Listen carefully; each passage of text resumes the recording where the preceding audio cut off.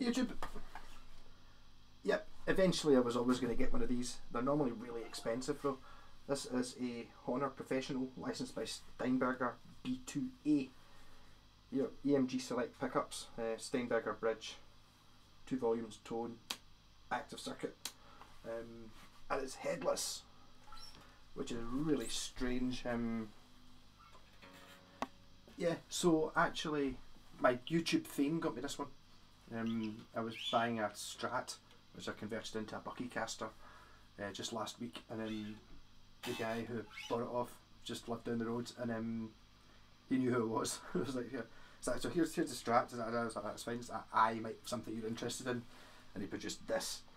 This was apparently thrown over his back wall when he lived in London like 20 years ago. He woke up in one morning and it was lying in the back garden.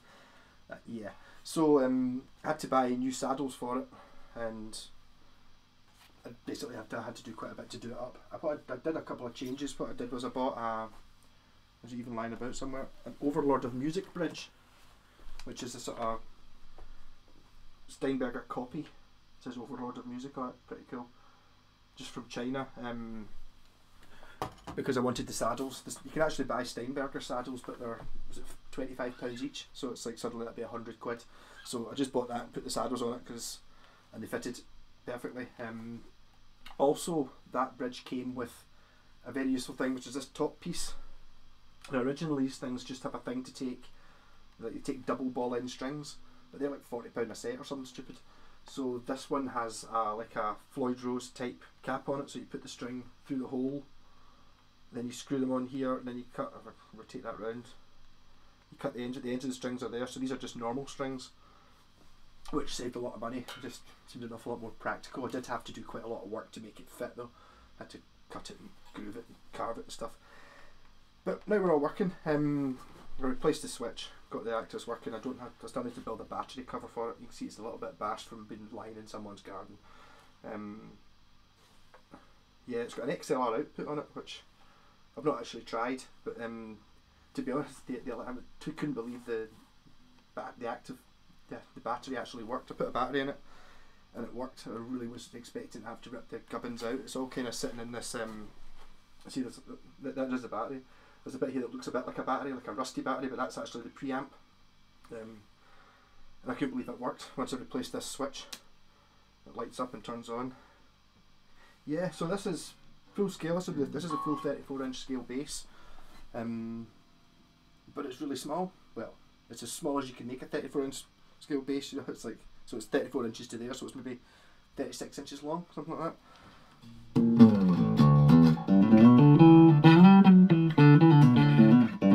I'm not playing through a bass amp. I'm just playing through my wee Laney guitar up there, which just isn't really that good for bass.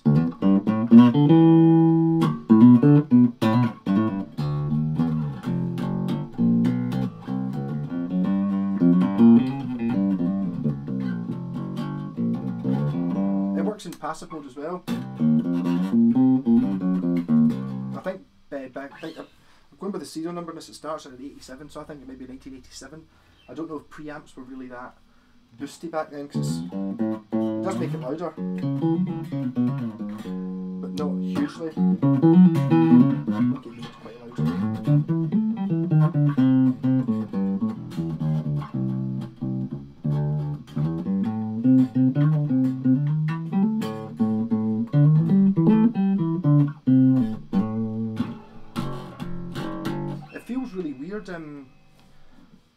It plays like a bass, but when you're playing, like, so that's the E there, but when you're playing it, it feels like that's where the E normally is on a guitar, so it's like, maybe it's just because I'm used to seeing a headstock. This seems further away, so normally you'd be expecting, does that make sense? I think the whole bass is kind of more that way, whereas a normal bass would maybe sit sort of more there. But it's actually great fun to play. And it's got this great thing on it, which all Flying V's should come with the standard. It's got like a lever thing, and that means you can play it when you're sitting down. Hole in my jeans, disgusting. Right.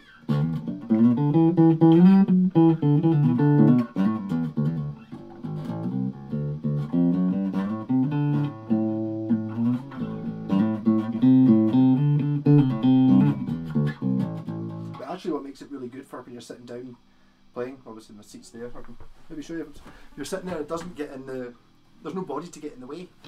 So you can play it, it's much easier to play, much more comfortable to play when you're sitting watching telly.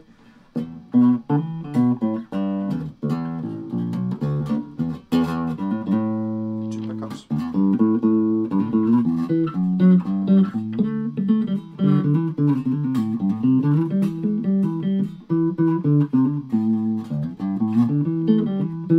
The previous owner really liked playing this E note, so it's a little bit, the fret's a bit worn down, so I'm going to do a wee bit of fret. I'm going to stone the frets a bit to get it down. It's just a little bit fuzzy. It's not bad, but I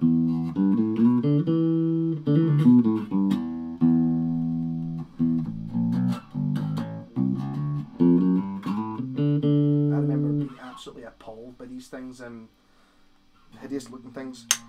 But the practicality of it just seems to fit really well. It's like if you're looking for a studio bass, get one of these. I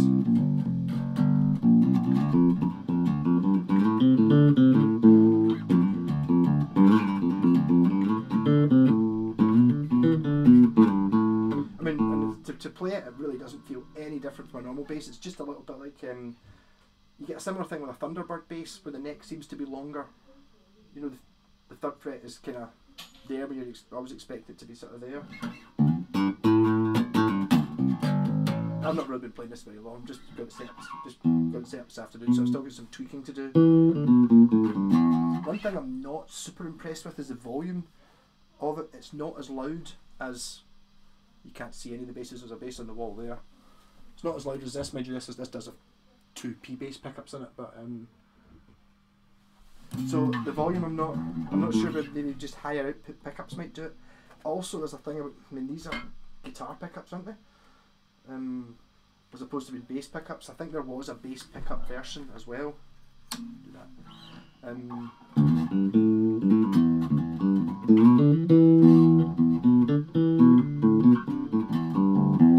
But I would have, if the active boost hadn't worked, I would have put like a bigger boost in. But if it's working, you've got to leave it, really, don't you?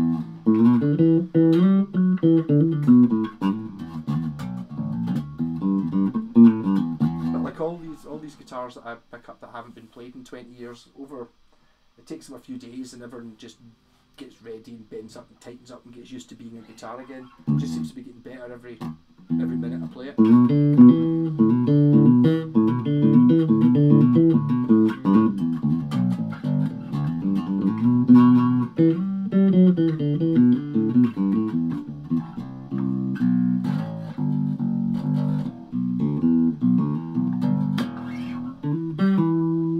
And these tuners as well, I think these things don't really go out of tune very much, I think, but one of the main reasons for that is you can't really bash the tuners. You know, what you do is, this is just like it's got like a thing that takes a ball in there and when you tighten it, it just pulls it in. That's really all it does. It's nice and easy, but obviously it's like a normal tuner, you can bash it and knock it out of tune. This one, you can't really, you're not going to be able to turn like a barrel knob. So I've got a feeling that now I kind of want the guitar to go with it, and my idea is, maybe, I don't know if anybody watching this has like a guitar neck that the head snapped off and they've lost the head sort of thing. Do it like that rather than actually, I don't want to be cutting the head off a perfectly good guitar, but I quite fancy building one of these just because of the comfort of playing it sitting down.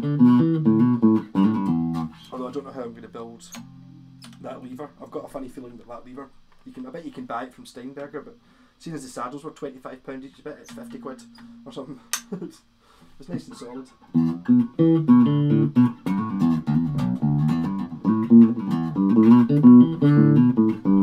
I think Geddy Lee from Rush used to play, well, not one of these, he would have had a Steinberger one. I believe the Steinberger ones are, there's carbon fibre, not even wood. So this, so as I said, I think 1987, I think it's Japanese, and looking at some things, it might be not only neck through, I think it might actually just be one piece of wood. I've seen that in forums somewhere where it was just one piece of wood, so that's quite interesting. So eventually I got a headless and bodiless bass, and I think it's a keeper. I'm going to keep it for a while anyway, just because it's cheesy.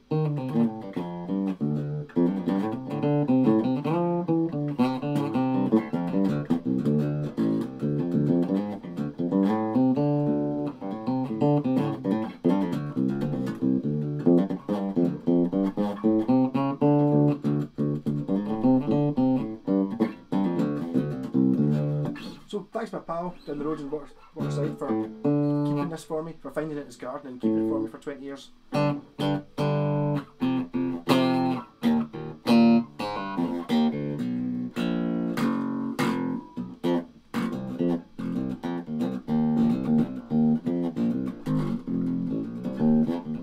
Another plan just on the bike, because I've now ended up with half of another one of these bridges, I'm going to make an 8-string bass.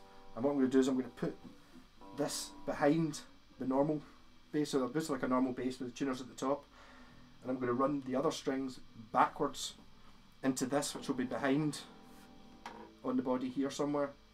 I think, as I don't like wasting things, I just feel like that's a big bit to be left over from this, but it was significantly cheaper buying the whole bridge with the saddles and the headpiece than it was to just buy the saddles.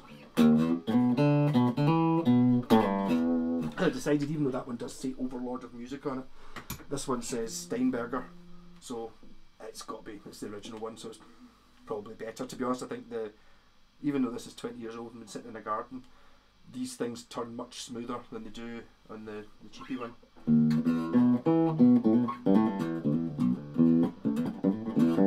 The saddles, so the saddles aren't actually held in, they just sit on there, and there's a bolt that goes in here like in a Washburn harmonic lock bridge that bolts them all together. But if you take out that bolt and then obviously take the strings off, these just like a square of metal that sits in there with the saddles on it. Quite cool. So I maybe consider, just for a laugh, you see, I might put like a pure ridiculously high powered humbucker in, just to see if that makes it much louder. I mean, the EMG Selects are original, but I don't know if they're old technology. I've not put the pickup rings I put on are slightly too big. You won't be able to see it here, but they're slightly squint because they're just not quite square. There's only a couple of mil in it, but they're just not quite. So, rock and roll. Also, I bought new knobs for it because that one's bigger than these two. Rock and roll. See you later.